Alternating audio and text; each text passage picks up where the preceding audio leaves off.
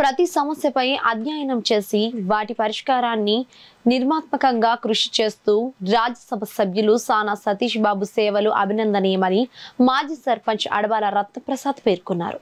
స్థానికంగా ఏర్పాటు చేసిన మీడియా సమావేశంలో ఆయన మాట్లాడారు. పదవంటే సేవకు ప్రతిరూపంగా ప్రజాసేవలో తరిస్తూ ప్రజా సమస్యలు పరిష్కరించడానికి నిరంతరం ఆయన తప్పిస్తున్నారు.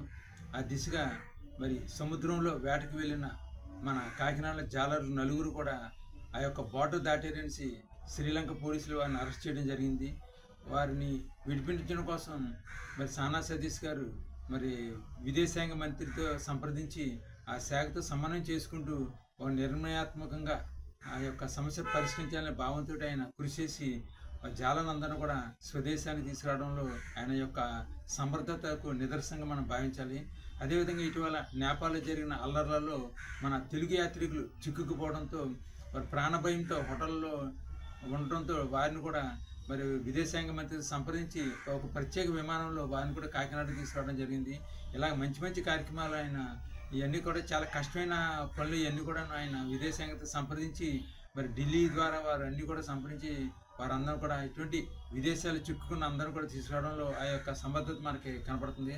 అదేవిధంగా మరి కాకినాడ పార్లమెంట్ నియోజకవర్గంలో ఏ నియోజకవర్గం లేని విధంగా వారు అంటే ప్రజల చేత ప్రత్యక్షం ఎన్నుకోకపోయినా సరే వారు రాజ్యసభ సభ్యుల కింద ప్రతి శుక్రవారం కూడా వారి కార్యాలయంలో ప్రజావేదికను ఏర్పాటు చేసి ప్రజా సమస్య తెలుసుకుంటూ ప్రతి సమస్యను కూడా కూలంకషంగా పరిశీలించి వాటిని పరిశీలించడానికి వారి సిబ్బంది విశేషంగా కృషి చేస్తున్నారు. మరి దీనివల్ల ప్రతి వారం జరుగుతున్న ఈ యొక్క ప్రజావేదిక ద్వారా ప్రజలు ఒక విధంగా నమ్మకం ఏర్పడింది.